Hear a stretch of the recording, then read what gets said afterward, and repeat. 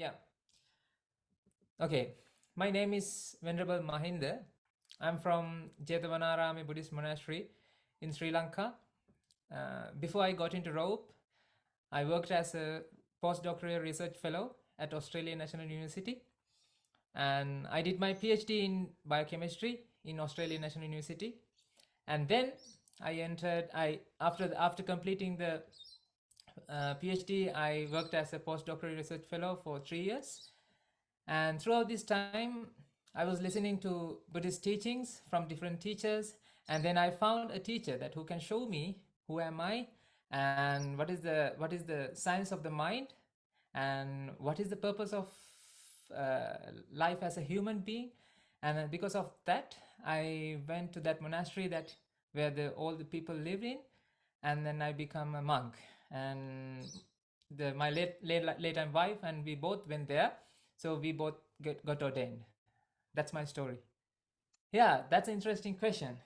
So the thing is, what we are doing is we are trying to find the eternal peace. We are we are we are we are the we are following the Buddhist teachings. So the Buddhist teachings, at the end of the day, that what our goal is to achieve nibbana, which is the state of mind that mind doesn't feel suffering, mind doesn't feel anger, mind doesn't feel grief, lust, but at the same time you enjoy, you have the unconditional happiness, unconditional peace, unconditional happiness, serenity in the mind. I think that is what every living being in this world is searching for. So in our tradition, that you can call that we are monastic traditions, uh, but in our tradition what we are doing is, we understand the dhamma, we understand the reality, we understand what is actually happening in this present moment, and that understanding liberate us ourselves from the suffering, fear, grief, and anger.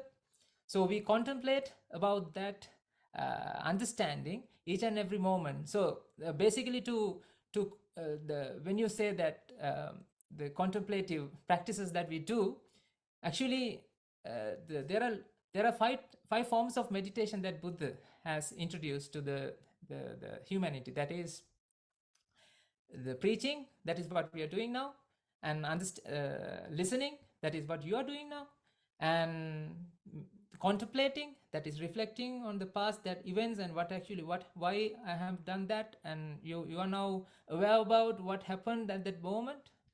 And the fourth one is discussion. So we are discussing what is the reality, what's actually happening right now. And also reciting means you are now reciting the stanzas or whatever the scripts that we have. By reciting those scripts, now we can understand, okay, what is the meaning of those things. So basically what we are doing is healing the mind. The mind is vexed because of lack of understanding what is the mind. So by doing those five practices, the five, that is we call in Pali pancha vimuktayatana, we call these things, by doing those things, we would be able to develop that. We are actually experiencing that realization, that brings the happiness to our minds. So these are the contemplative practices that we do. At the same time, in our monastery we have two sections, like in our day-to-day life, that is involved in the merits and the contemplative practices. So involved in the merits is also, that is the foundation for the contemplative practices, because we do whatever we do for the betterment of the humanity. We don't do things for ourselves. We do everything for the society, we do everything for the betterment of the humanity. So that is the merits that we do. We help people, we preach people. In our monastery we have school, so we give the education for the kids that they live with us. And we have a child care center, and we are also building a rehabilitation program for the youth that who's having problem these days in addictions, drug addictions. So we do a lot of social services as well, but with everything is free of charge, because we help for the people, because one for all for one, because we all are part of the nature. So we have to help the nature, we have to help people. So that's what we are doing as a meritorious deeds. And because of that meritorious deed, because of that contribution that you're giving to this nature, that is because of the effort that you're helping people, because of that, that gives the foundation to practice our dhamma, our path, to find the serenity, find the peace from the inside of our mind. That is basically what we do in our tradition. Yeah. So as I explained to you that I actually originally from a scientific background. So I have no idea about the other contemplative practices because I haven't studied them. The ultimate goal of my then why I got ordained, it's totally because I found a teacher who can guide me, who can show me what is the true path to be happy, what is the true path to be nibbana, how to attain nibbana, that is the state of the mind without any desires, without any attachment. So so because of that, now what I'm doing is what we all are doing is we involved in several practices, as I said, like panchamimukta, then that is the preaching, listening, reciting, and discussion, and contemplating, and this that means meditating. So all these 5 steps we involved in our day-to-day life. For example, like from dawn to dusk, from day in day out, what we are doing is we try to understand what is actually happening in the present moment, what is there in the present moment. It's, I don't know that it is the mindfulness, but I know that the better word that you can say, that is mindful awareness, that we build aware about what is there in the present moment. Because you know that we when we get like in person, I can explain a lot of things to you, that you know, in the present moment, there's a truth that you experience, that is, you're listening to my talk, right? But behind the scene, there's something is going on in the mind. When you understand, when you came to know that this is the thing happening in my mind, then that understanding will liberate yourself from the suffering, fear, grief that you have been experiencing so far since you were born. The thing is, when you were born, like, you got a gift from the nature, that is a mind. You haven't used the mind for its purpose. Definitely not, because you don't know how mind is functioning. You have no idea what is the mind and how this mind, the science behind the mind. So in our teachings, what we are doing is, each and every moment we give our effort to study the mind, understand yourself, because that understanding yourself you have to do morning to night, even when you're sleeping, if it is possible, that is the thing you have to do. When you do that, actually, now you know where's the problem is coming from. As I explained, like I can explain like this: world has two parts. One is mental world, and the other one is physical world. Our body is the interface that connects between the physical world and the mental world. The problems that happens in the physical world has to deal with the physical world. You have to find solution in the physical world. The problems, issues, pressure, vexation, or whatever the suffering that happens in the mental world, you have to deal with the mental world. That is your spiritual world.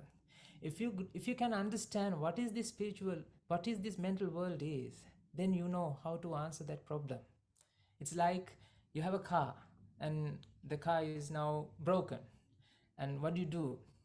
You go to a mechanic, and you would ask, hey mate, can you fix this car?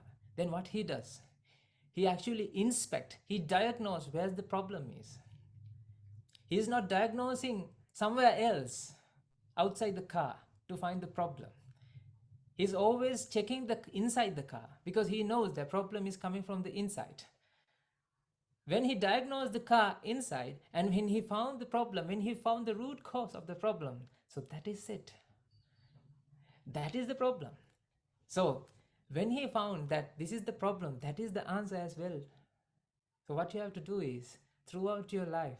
That is why you born as a human being. Find the mental problem that you have, the root cause. People are talking about anger management. I have been all these things. People are talking about stress management. People are talking about depression management. But what we practice is to eliminate all these mental health issues. There's a way. So that's what we practice by understanding what is actually happening in our mind. That is the the the the contemplative practice that we conduct in our monastery. This includes not only the seating meditation. This includes even now what I'm doing is I'm contemplating about what I'm doing right now. So this is the way to find the eternal peace, and this is the way to find the serenity, and this is the way to find the this is the way to rest in peace when you die. Yeah. So that's a good question, Amy, because you know that in the modern society there are a lot of mental health issues, a lot of problems arise because of this lack of understanding the inner world.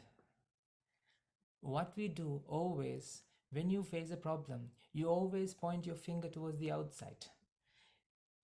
Don't you think so? We always the point our fingers towards the outside. Because of that guy, I'm getting anger. Because of that incident, I'm suffering. Because of that thing, I'm sad. Not only that, because of this, I'm happy. Because of this, I'm content. Because of that, I'm satisfied. This is you have to think deeply. None of the outside things can bring you happiness or sadness into your inside world, because this interface is there. When you understand this, when you understand who you are, then you can serve for the you can serve. You don't have to think about yourself. You can selflessly work towards the others. It's not selfishness, selflessness. Actually, you can help as many as people in our monastery.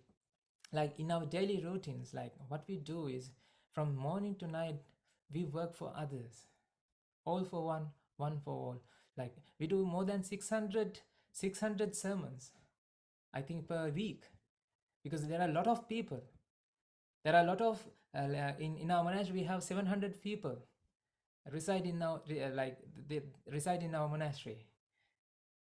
They reside in the monastery, and there are females and males monks. There are 140 monks and more than 240 to be monks who are practicing. Like they are out of them there are a lot of the kids as well. From 7 to 12 they are going to school, which is resides inside the monastery. So we work as a team. Why? Because we know if we can work towards the others, what you give is what you get. If you can love others, then you will receive love.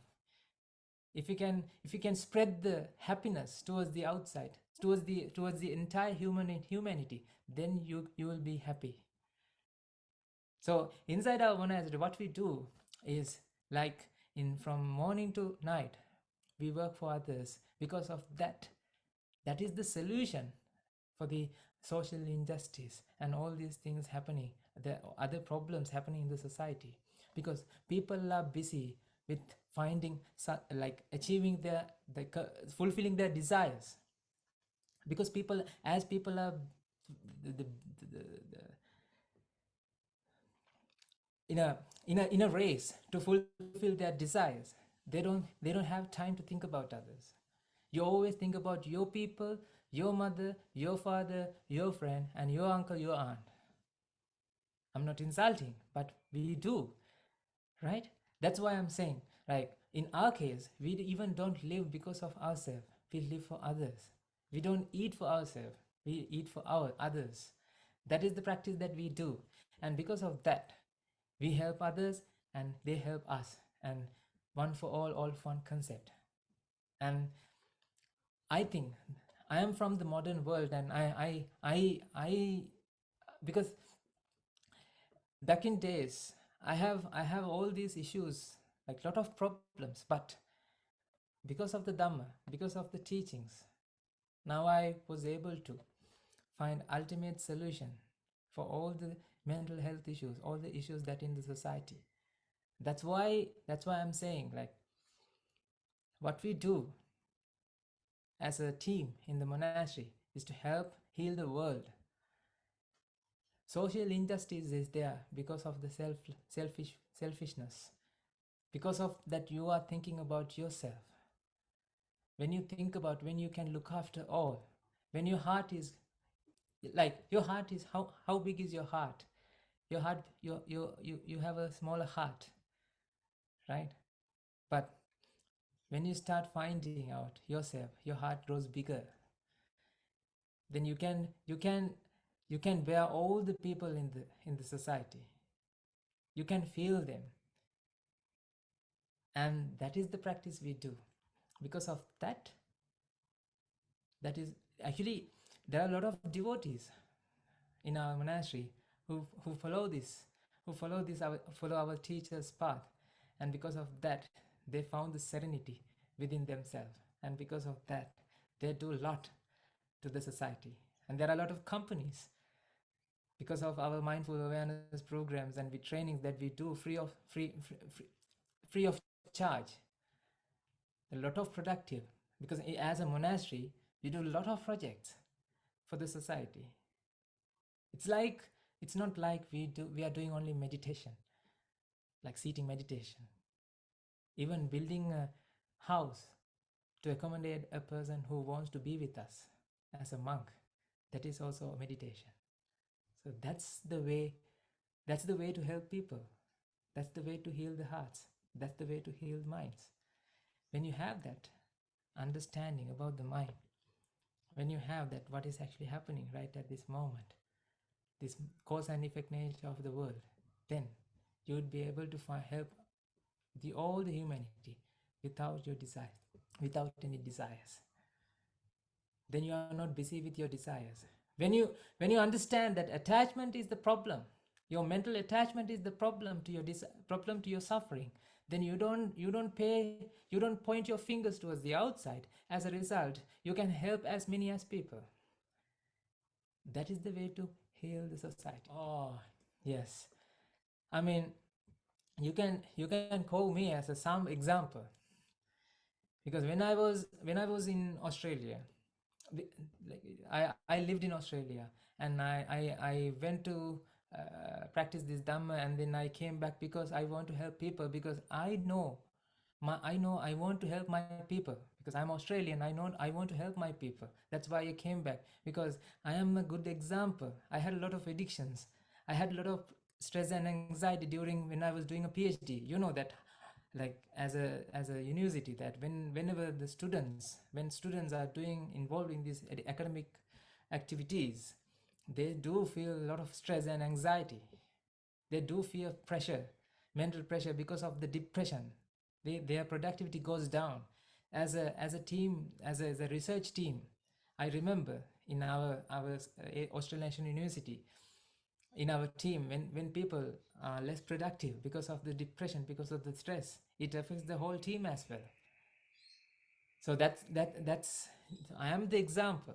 So I that's what I can say, that I've been there, done that, both the t-shirt. I know what's going on here, because I felt this stress, I felt the depression, and I've been through a lot of addictions. And as a result of these practices, as a result of what I'm doing right now, I don't feel any stress. I don't feel any anxiety. I'm a free man now. It's not because I got ordained, it's because I'm understanding the Dhamma. There are a lot of people, there are a lot of stories in our monastery. There are a lot of people who were addicted to drugs. And now, because of the practice that they do, now they don't have addictions. People are doing a lot of things to eliminate addiction from the society. The rehabilitation centers are doing their maximum level best. But if you understand the Dhamma, if you understand the mind, if you know how addiction develops in the mind, that understanding will find the solution for the addictions.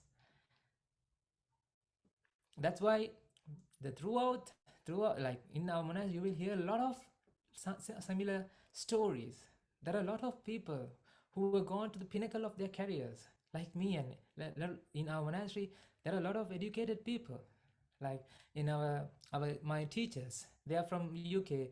The head teacher is aeronautical engineer, and the chief incumbent, the monk in the monastery, he's a solution architect in Royal Scotland Bank in UK.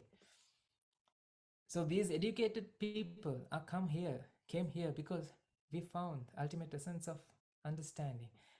That is what we practice, and because of that, I and all these people who do practices, they were able to liberate themselves from this suffering, mental fear.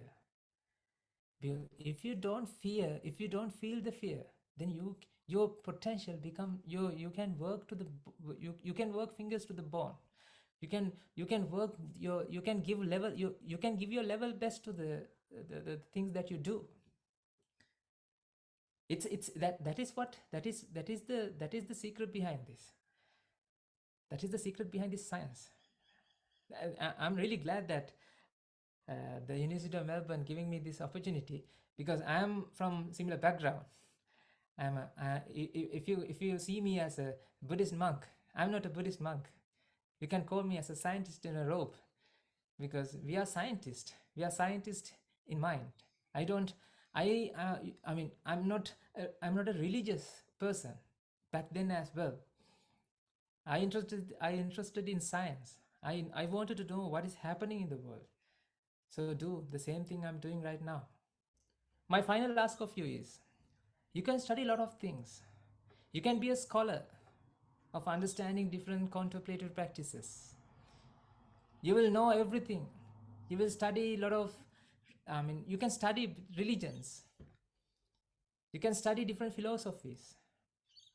But at the end of the day, if you still suffer, if you still suffer, if you still feel the fear, grief, lust, when lust strikes you, if you don't have an answer, when anger strikes you, if you if you are pointing your fingers towards the outside, people, if you blame people, that is not the answer.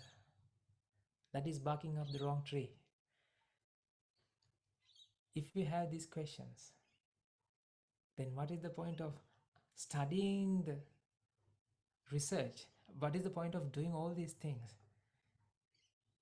if you can find out what is truly, who is truly you are, by following this science of the mind? That is what you have to do. That is my invitation for you. My invitation for you is, do the practices, do the studies, understand the science, understand and do the research. That is your duty. That is to find out what is the method.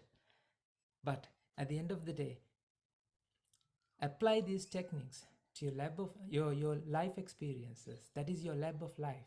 When you apply these techniques, when you understand what is actually happening to you, that understanding will liberate yourself. That is why you're born as a human being. Remember, you have a human mind. Dog cannot do this. Your pet cannot do this. There's a difference between human and animal. That is, you have an incredible ability to think about yourself. Think about what is happening in the mind itself. This is the plugin that we are born with when you were born as a human being. Nobody knows it, but everybody has it. Thank you.